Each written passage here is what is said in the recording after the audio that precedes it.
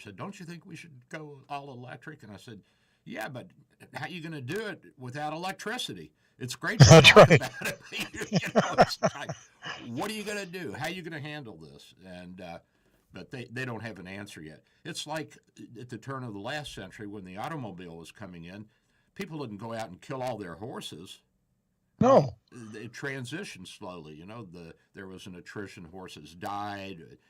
Breeding went down as the cars went up, and it's the same thing. We have to have a program of attrition of the gasoline engines, and you can't just do it all at once and say, well, that's the end of gas. That's the end of carbon-based fuel.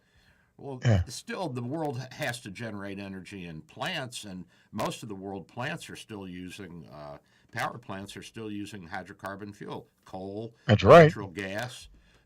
It's just the way it is. And if you want to switch over, go to nuclear, go to wind, and all that, that's fine with me. But do it. I mean, you can't just say, well, we're going to do it. In the meantime, we want you to pay $100 million a gallon for gas. I mean, this is craziness. Dr. Bill, why don't you tell us what you really think about that situation? Here's the sad thing that the Museum of Modern Art in New York City, MoMA, they call it Yeah, lovingly. Some guy had his MoMA card canceled. You can get a membership card, and they have movies and special events and pre-showings and all that. So he was, I guess, a little crazy and disruptive, and so they canceled his card. So he goes over to MoMA, jumps over the counter, and stabs two women that are working yeah, behind the counter. Like, it's not even safe to go to MoMA anymore. It's just I ridiculous. know.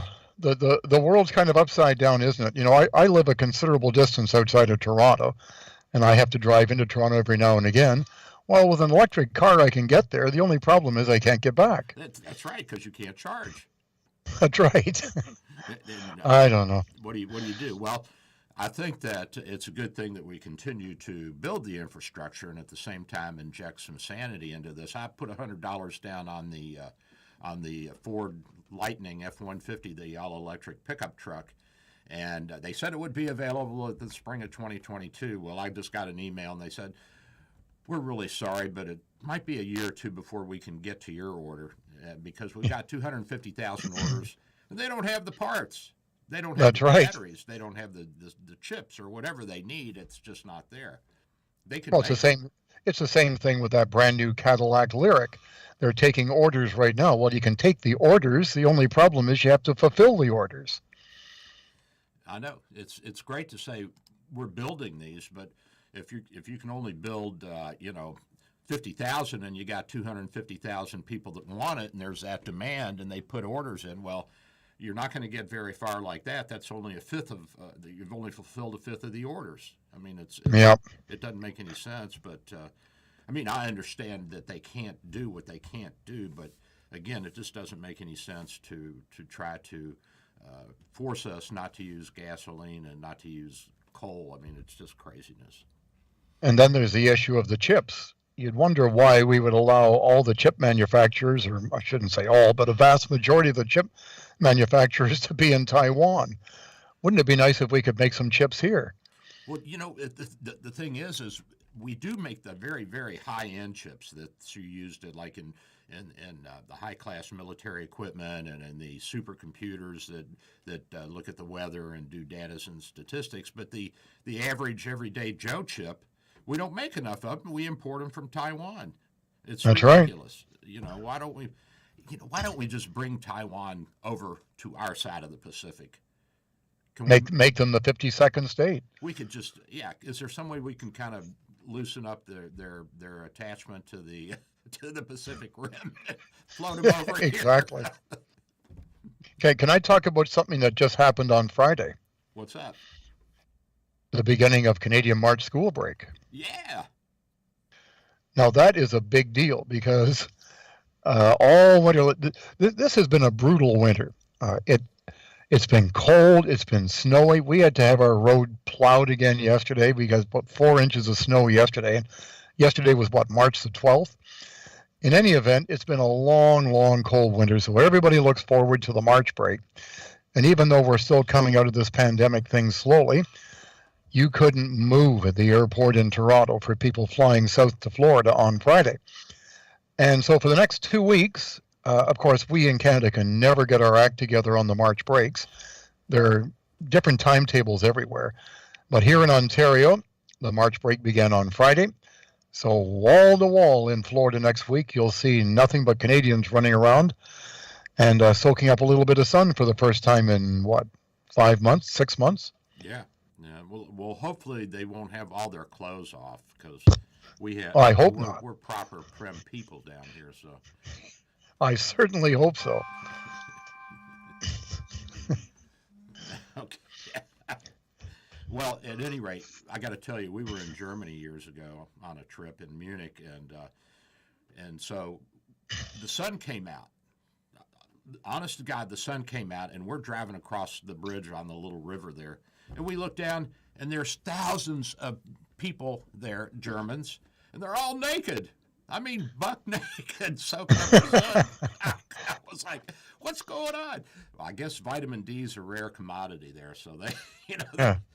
Well, in some very few select cases, that might be a good thing, but I would think the vast majority of them, it isn't a good thing. No, we're like, wait a minute, what's wrong with this picture?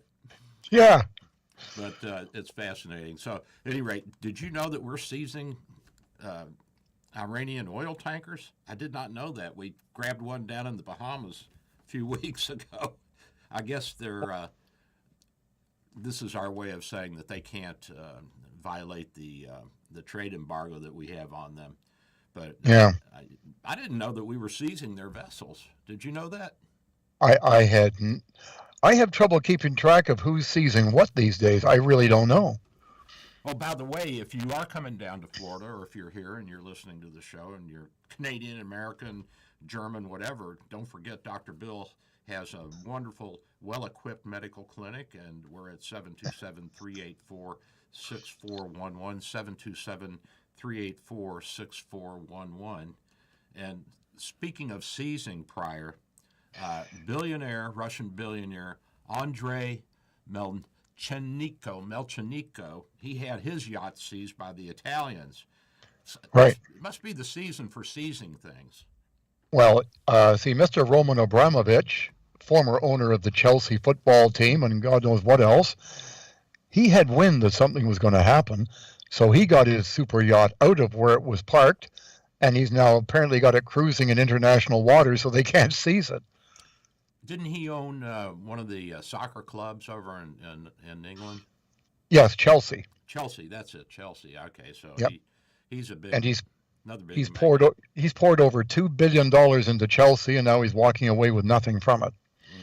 Yeah, I think the British government took it from him, didn't they? He offered it up to the board of directors to sell, and the British government said, "Fine, see ya." And he's one of the Russian oligarchs that's been backing Putin on all of this nonsense. Yep. And he apparently, over the years, he bought Chelsea, I think it was in 2003, and he has poured over $2 billion into that football club. It's won all kinds of awards and everything else. It's one of the most famous football clubs in the world, and now he's being pushed out, or not being pushed out of it, he's walking away, and he's lost everything. Oh, well. That's too bad. Yeah. We're sorry for you, guy. So he's got his yacht cruising around in international waters somewhere, so it can't be seized. But sooner or later, it's going to run out of fuel, and then what do? You, I guess, scuttle it so nobody can get it. I guess get all your gold off of it first. Well, one thing I can assure our listeners, and I can assure you, is I don't ride around in a super yacht. Well, I don't either, and you know what? I'm not sure I want that headache of taking care of something like that and having to worry about it. But I guess if you're worth, 40, 50 billion, it doesn't really matter anyway. Nope. What I ride around in, as you may know, is I'm into antique boats. And I've been restoring antique boats as a hobby for about 35 years. And what I ride around in is a 1921 disappearing propeller boat. And I put about $7 or $8 worth of gas in it in April, and I top it up with another maybe $10 worth of gas in August, That's what I cruise around in. And you have fun. And I've been up to Pryor's house. He lives on the lake up in north of Peterborough, and just beautiful country up there. I guess you call that North Ontario, huh? But it's really kind of Middle Ontario.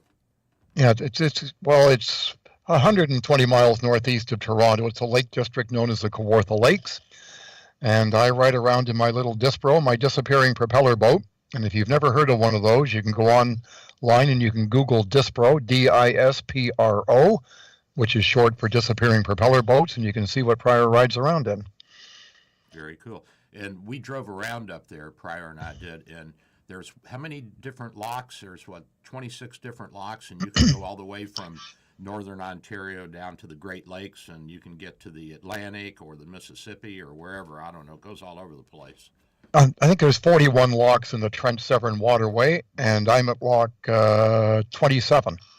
41. And yeah, and you can go down the Trent Severn right into Lake Ontario. Then you can go down the Erie Barge Canal to New York, and you can go out to the world. You can go anywhere from my dock. Of course, it'd take you a couple of years to get through all those locks, but it'd be pleasant. Oh, it's a real fun trip. And matter of fact, many boaters in Florida do the Trent Severn and the Rideau Canal systems in Ontario because they're among the most beautiful lock systems in the world. I guess you could even get down to Lake Michigan and go through the Chicago River down to the Mississippi and make it down to New Orleans for dinner. Well, I'm telling you, we see an awful lot of American boats going right by our dock here during the summertime. Wow. And what they do is they leave Florida, they go up the inland routes, or not inland, but the intercoastal routes to New York.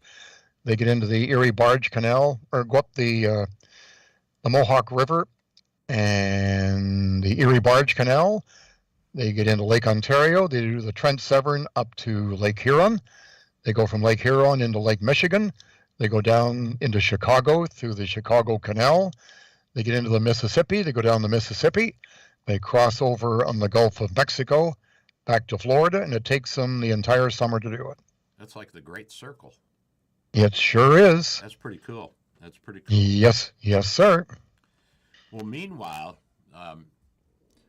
we have Putin locked up one of his guys who was planning the war in the Ukraine. Now he's under house arrest. I guess he didn't do a very good job, and Putin's upset with him. Yeah, no, he was a little displeased, and he dressed him down in public before he locked him up. Yeah. And did you know Zelensky? You know, he was a Russian Jew. Did you know that, the president of the Ukraine?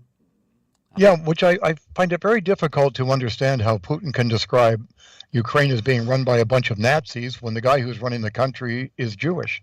And a socialist. I can't figure it. A former TV actor, a comedian. He's poking it. He's pointing the finger at Germany. He's saying this is what's going to happen if you mess with me, because you know the world thinks of Nazis as Germans, because Nazism was the extreme of fascism with the racism and the anti-Semitic and the Uber race and all that. Yeah. So he's pointing a finger at Germany when he says that, and he's justifying to his own people, since everybody remembers in the collective memory of Russia that the fight for the motherland was against the Nazis from Germany. Yeah. Well, you know, one thing that most people don't realize, and I mentioned this on Canada Calling a week or two ago, is that there are more Ukrainians living in Canada than anywhere else in the world outside of Ukraine and Russia. Wow. So a little known fact. With the Canadian Ukrainians, Ukrainian Canadians, what are they saying? Do you hear anything from them? Not very pleased. Yeah, there are a lot of Ukrainians across the prairies, Winnipeg, especially around the Edmonton area of Alberta. It's wall-to-wall Ukrainian there, and it has been for decades. But it's a fact of life in Canada. There are Ukrainians, Polish people. Matter of fact, my high school prom date back in the 60s was Polish. Her mother was Polish. Her father was Ukrainian. Wow. And we think nothing of it. Yeah. Well, my mother's parents were from Poland, and so I've got a little bit of that Slavic blood in me, and my heart strings are tugged on a bit when I see Slovaks beating up on Slovaks. There's no reason for that. It's just ridiculous. I just find the whole thing beyond maddening. I can't comprehend it to save my soul. Well, I've been saying that this looks a lot like pre-World War II with Biden appeasing Putin and saying, well, if they take a little bit of the Ukraine, it's not a big deal. And people saying, oh, Putin's just grandstanding when he's putting all these troops on the border. Yeah, right. You move 150, 200,000 men onto the border, and you got to feed and house and clothe them, and you got medical care, and you've got to get tanks down there and all that. You think he's doing it just for show? And I kept saying for months now, I've been saying, this is not a show. This guy's he's going to invade the Ukraine, and if he can get away with this, he's going to go after the Baltics. He'll be after Estonia, Latvia, and Lithuania, and they're worried, and I don't blame them. And right after he takes those, he'll be after Poland too. And the Finns are upset. They defeated the Germans back the Russians back in World War II. They were semi-allied with the Nazis, but they were an independent country, of course, and they didn't send any troops to fight, I don't think, or not many into the German-Russian front, but they fought a hell of a battle up there in the cold tundra, and they won. Yeah, they're a tough bunch. Hey guys, if you want to take a quick break, we got some news we can do here. If you want to grab a cup of coffee, we got news. We got some news. And we got Dr. Bill. Dr. Bill, your radio MD at 727-384-6411. 727-384-6411. We'll be right back. I am Dr. Bill, your radio MD. With SRN News, I'm Michael Harrington in Washington. Russia escalating attacks in western Ukraine today, striking a military base where its troops had trained with NATO forces and bringing the conflict closer to Poland and other members of the bloc. The Ukrainians say over 30 cruise missiles were fired at the base located 19 miles northwest of the regional hub of Lviv, killing at least 35 people and wounding more than 100. Tens of thousands of people expected to gather today in cities across Europe to protest against the ongoing war in Ukraine. Small rallies also took place in Russia as well, despite a crackdown by authorities against such demonstrations. And Iran is claiming responsibility for a missile barrage today that struck near a sprawling U.S. consulate complex in the northern Iraqi city of Erbil. No one was injured. This is SRN News.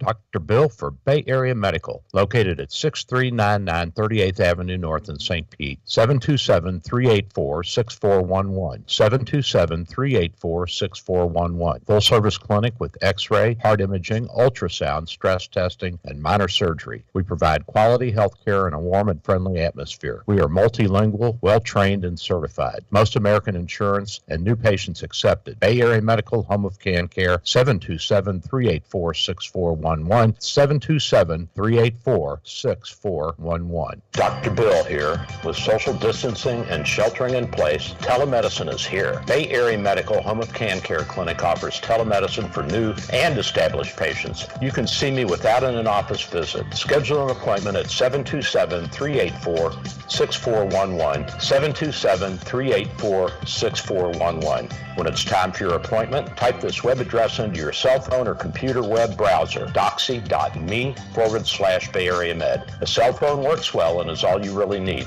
For computers, you need a web camera and speakers. We'll give you this address when you call for your appointment. We accept most insurances and travel insurances. Canadians and visitors, please call your travel insurance company for an authorization number prior to the visit. Copays and deductibles apply. Self-pay rates are available. Just ask. We accept credit cards, PayPal, and Stripe. 727-384-6411, 727-384-6411. Dr. Bill here. My friends at St. Pete MRI and Sleep Diagnostics are your best choice for state-of-the-art MRI, CT, and sleep studies. Quality unsurpassed. 25 years experience makes St. Pete MRI my go-to imaging center. Self-pay rates are competitive and out-of-pocket cost a fraction of a hospital. Conveniently accessible from both sides of the bay at 750 94th Avenue North, St. Pete, near the Gandy. 727-577-2220, 727-577-2220. Hi, I'm Al Avaroa, founder of Knight Strategic Wealth. Inflation is picking up, markets are volatile, and the dream of a comfortable retirement is harder to attain than ever before.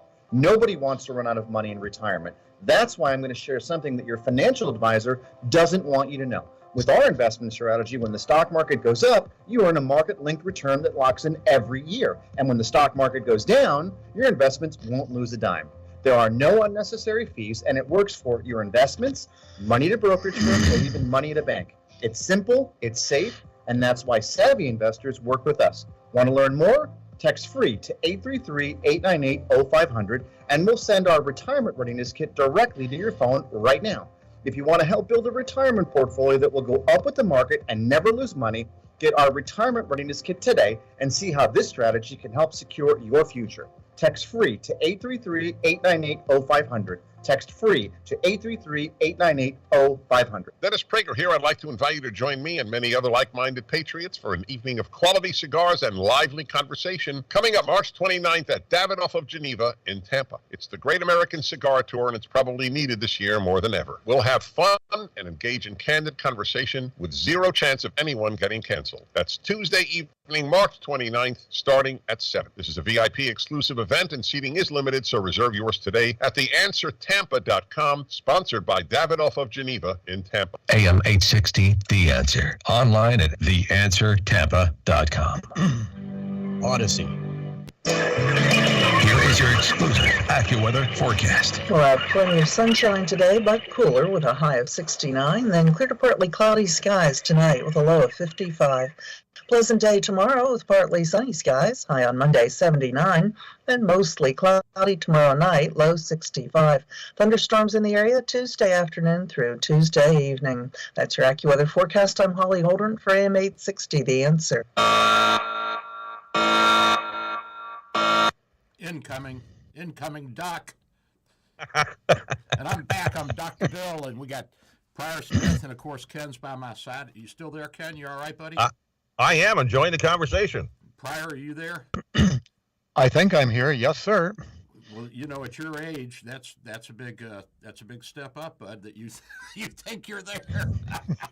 Well, I'll tell you. Speaking of imaging, you were promoting an imaging place a couple of minutes ago. Back in 2018, April of 2018, I had to have my right hip replaced, and things didn't quite go right. And so 1 year later, 1 year to the week, I had to have it done again. And tomorrow morning, I have to be down at the orthopedic hospital in downtown Toronto for my once every 2 years imaging to find out if my new hip is still where it's supposed to be. Well, you know, I tease Pryor about this because he's always pushing the Canadian healthcare system and how wonderful it is. And so he got in and got his hip done, and then about a year later it came loose. the prosthesis came loose from the bone. I was like, don't you guys have glue up there? Okay, can I tell you about my little story with my hip? I had my hip done when I was, 74, I guess it was. Yeah. And they put it in the way they normally put it in, but they didn't glue it in because the new shank of the artificial hip is supposed to fuse with the femur. Well, in my case, it didn't fuse. And if I had known at the age that I had it done that it could have been, quote, cemented, as they call it, I would have said cemented. Yeah, well, that's why I said you should come down to the States and get it done, Pryor, because we got lots of cement down here.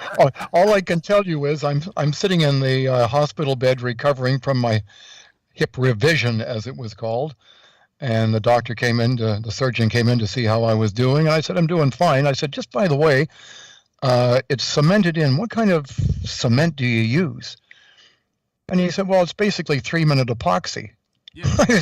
I said, I've been restoring antique wooden boats for 35 years, and I use 3-minute wooden epoxy. Yep. Had I known, I would have asked you to use it initially. Well, you should have brought your own, dude. That's right.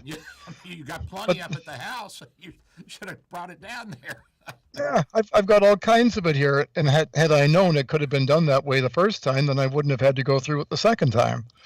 So, we see a lot of Canadians in the winter, and we have really very sick Canadians coming in, people in congestive heart failure, kidney stones, and renal failure, and new onset diabetes, and pick up cancers every year. Had one guy walk in a couple of years ago, and he was having an acute heart attack, and we had to call the EMS, of course. But they're always amazed when I say, well, you need a chest x-ray, and they're, well, how long do I have to wait? And what do you mean wait? We'll do it in the office. We got our own x-ray machine. Up in St. John's, Newfoundland, we have to wait a month. Up in Halifax, we have to wait 2 weeks. And I'm like, well, you ain't in Canada. This ain't no third world country, dude.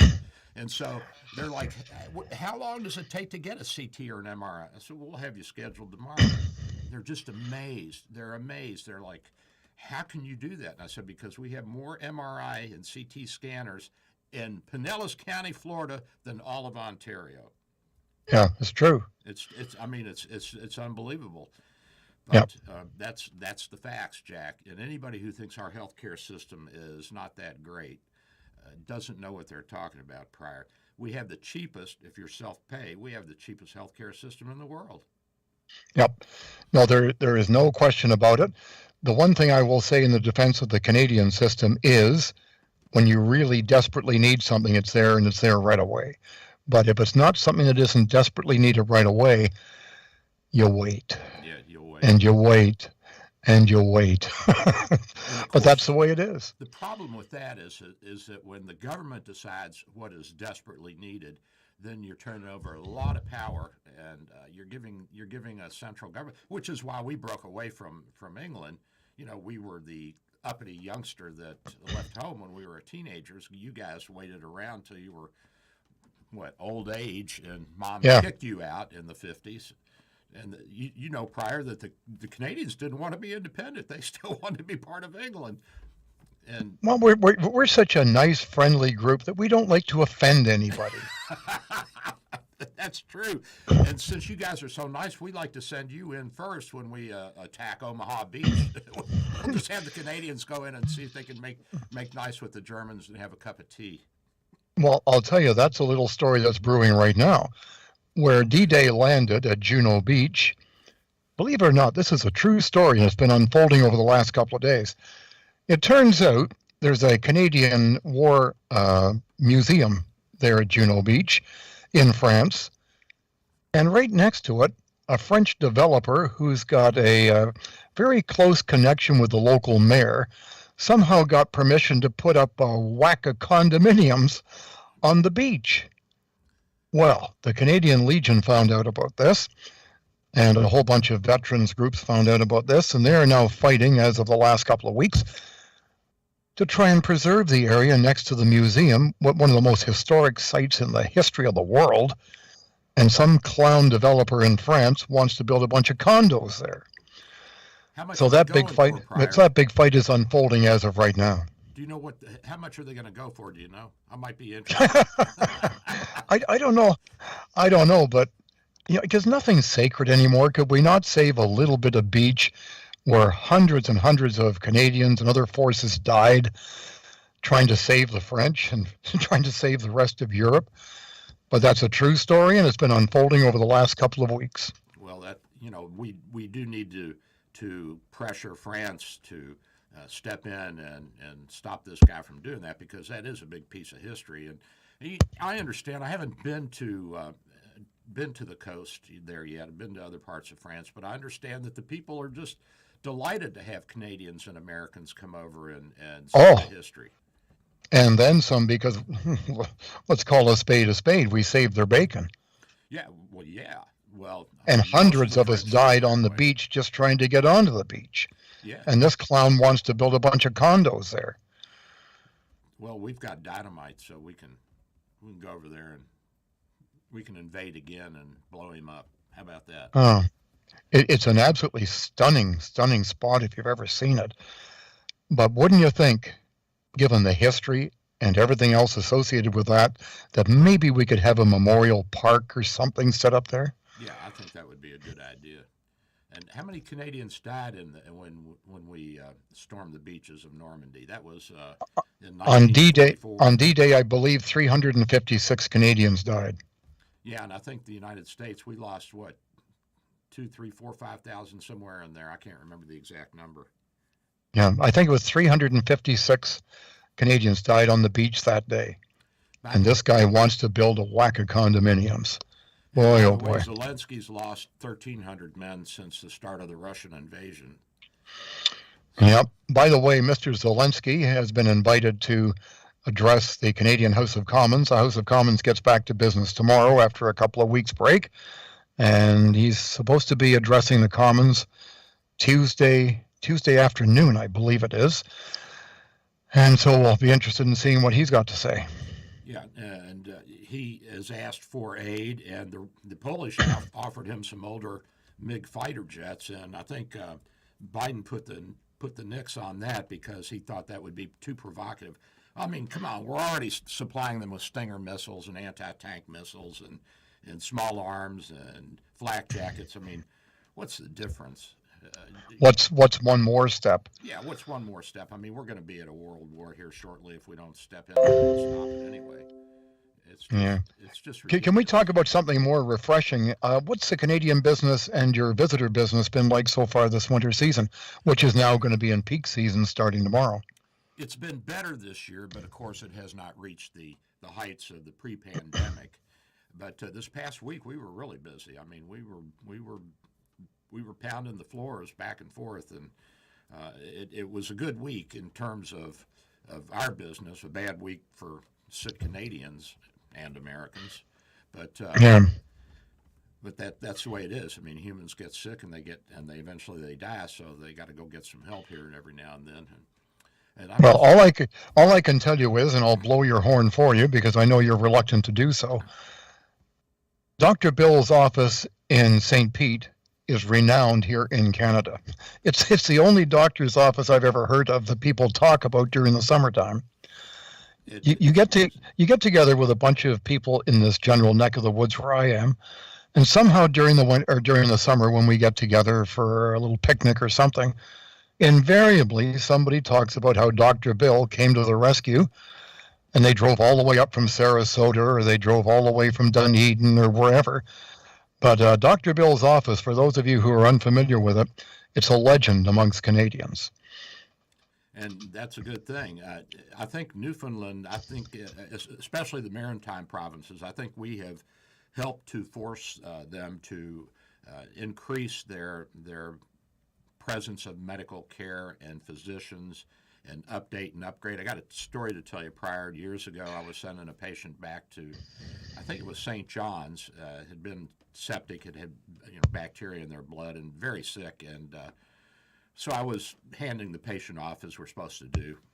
And I called the doctor up at the hospital in St. John's and told him what was going on. And he said, "What antibiotic do you have him on?" I said, "Cefepime." He said, "What's that?" I said, it's a fourth generation cephalosporin. He says, "We don't have that up here." I said, "What?" So I think that it's been a good thing not only for me to be noticed and have some notoriety, but also to push the Canadians to improve their healthcare system. And I'm not saying that it's a bad system. It does the job the Canadians want it to do, but it does need to be like anything else in life. Sometimes you got to give it a little shove to get it moving. Just because you're on the right track doesn't mean you can stop. You know what I'm saying? You might get run over by the train coming behind you, so you got to keep moving and progressing. And so I think of all the things I've done in my life, influencing the healthcare systems in the United States and in Canada and in different parts of the world has been one of the most fulfilling things for me, that I feel like I've actually added something meaningful to humanity. And I tell you, even in China, people would find out I was a doctor, and we had an interpreter guide with us, and they'd want me to hold their babies prior They'd say, "Here, take my baby," they want my chi. They think that if a doctor holds their baby will get some of his chi, and that baby will grow up and be a doctor. And I don't know, it may be true. I think the notion, the idea that a physician is interested in you and cares about you and shows some support and some aid to you, that gives people a little boost of energy. It gives them a hug and a kiss, so to speak. Well, I think that more and more we're going to see development of private clinics in Canada. There are some right now, but I think that given this pandemic and the backlog in surgeries, the backlog in surgeries is unbelievable. I think you're going to see more and more the government will support the idea of expanding private clinics because that's the only way to go. Well, yeah, you've got to have some competition. Competition drives business. The problem we're having down here in the States is that as the government steps in and does more and more to control, and by the way, we're probably the most highly regulated industry in the United States, although people don't realize that. The more they do that, the more people are leaving private practice and they're going into what they call concierge medicine. So they don't take insurance. You have to pay $2,500 or $5,000 a year, and then you've got your doctor on call, and everything in the office is covered, and then he gives you a receipt for your bill, and you file it with your insurance or Medicare. But what's happening is these guys and gals are only taking, several hundred patients. So before that, to make a living, they were seeing 1,000, and now they're seeing 500. Well, you immediately have a decrease in the number of available doctors. Just, a virtual decrease. And then the young kids coming out now they don't want to work like I did, and like I did in my generation. They want a 9-to-5 job. They want to work 5 days a week. I can't say as I blame them, but, it's morphing into virtually a decreasing number of doctors in the United States. Now, maybe we don't need doctors. Maybe the computers will take over. But until that happens, I hear it all the time. People, they can't find a doctor. They can't find a doctor in Nova Scotia. They can't find a doctor in Newfoundland. They have to wait a long time if they're anywhere outside of Toronto. Toronto, you can get better health care. Ottawa, you can get better health care.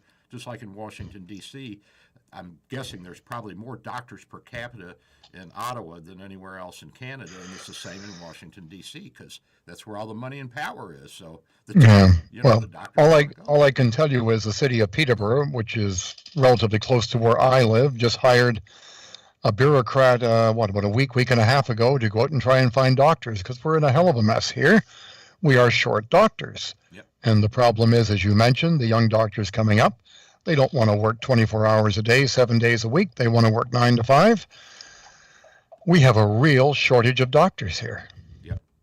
And things like the bebtelovimab, the monoclonal antibody that Eli Lilly put out a month or two ago that we're now using for the people who have the COVID virus, who are sick but not sick enough to be in the hospital. We can give that to them outpatient, 3 or 4 hours, and they're done, and the next day they're almost universally better. I don't even know if you can get it in Canada. Do you guys even have it up there yet? Yes, it has arrived here, but fortunately, I'm very, very pleased to report I haven't had to make use of it. Is it fairly? Is it readily available for the folks? Now, again, I don't know for sure, but I believe it is. It was in the news, I'm going to say a month or so ago, and I believe it is available now. But the thing you have to remember is here in Canada, we led the league in vaccinations. We were right up there among the top nations in the world. 90% of Canadians have been vaccinated for a considerable period of time. So the situation here has not been as bad as it has been elsewhere. But I believe that drug is available. But like I say, thank heavens I haven't had to make use of it. Well, that's good. I'm glad to hear that. We actually are pretty highly vaccinated in the States, too. Remember, though, when you're talking about vaccination, the statistics you read are having had at least one shot. So 90% of the Canadians have had at least one shot. But for the full dose, it's not as high. It's we're a little bit behind you guys, but we're not that far behind. And especially in Florida, the older population in Florida, the over 65, we're like 95% fully vaccinated. It's pretty good. Pretty good. Well, I'll tell you, a neighbor of mine 3 doors down, his brother, who is, I think, 80 or 81, got into the COVID thing, and boy, it was not pretty. Let me tell you, he just narrowly escaped, and he isn't right to this day, and that's 1 year later. Yeah, it's got, it's a tough virus because it's got a lot of late effects in some people. Oh, by the way, Pryor, if Canadian or American, if you have the virus and you're down here and you're sick, and I don't mean just a scratchy throat like I'm seeing with some of our patients, but I mean you fever, body aches, and all that, and it's within a few days of symptoms. If you get into the office, I can get you over to the hospital. We can get you the monoclonal antibody therapy, and I believe it's free for anybody. Well, the old saying, if it's free, it's for me. Yeah, and all you got to do is call us 727-384-6411, 727-384-6411, and we can have a telemedicine visit, or you can come into the office. Wear your mask, please, so you don't scare the little animals. They don't want to get it. And we'll do a rapid COVID test on you and call over to the hospital, get you an appointment, and you go over there the next day. You go into the outpatient area, you get the needle in the arm, and they run that stuff into your veins, and you go home, and you're better the next day. It's a pretty miraculous thing. It's impressive. Well, I can tell you that I've had the triple dose. I've had the 2 shots and the booster. I didn't even feel 2 of them. That's how well it was done. Well, I mean, you should feel it. If you're not getting a reaction, then you're not making antibodies. I've had 4. Oh no, I just mean the injection itself. I didn't even know I had it. Well, that's because you're mad. Are you still mad at me about that big hypo I gave you years ago? Or you? I think that was a 6-incher, wasn't it? Yeah. So anybody is a little concerned that it's painful getting the vaccination, I got news for you. Don't even feel it. In any event, can I just take 1 minute before we depart and thank all of the Canadian and American listeners who join us for Canada Calling every day. We've been doing this for a long, long time, and it never fails to amuse me how many people tune in every day. Just want to say thank you to those who take a few minutes out of their day to listen to Canada Calling, and it's a pleasure to be on with you. And like I say, Dr. Bill's the only MD I know in Florida that people talk about up here during the summertime. 1 minute. And what amazes me is it's not just Ontario. It's not just the Maritimes. I mean, in Vancouver, they know my name. Like, wait a minute. You're basically a worldwide phenomenon. I got a couple people in China that listen to me. Holy moly. But I have been banned. Now, remember, I'm banned in Iran, Syria, and Cuba. So if you're in Iran, Syria, or Cuba, you're going to have a hard time getting me. Well, our deputy prime minister, who is of Ukrainian descent, was banned by Putin a number of years ago, and she wears it as a badge of honor. Yep. Well, we're getting close to the end of the show, folks. Pryor, thanks for coming on, and I love you guys. Oh, hey, Ken, we didn't do the mugs. Do the mugs, quick. Oh, we're out of time for a question. We'll get them next week. We'll do 2 next week. Next week. All right, everybody. Love you guys. I'm going to get out of here. Let's hear a little music. Thank you for listening to Dr. Bill, your radio MD.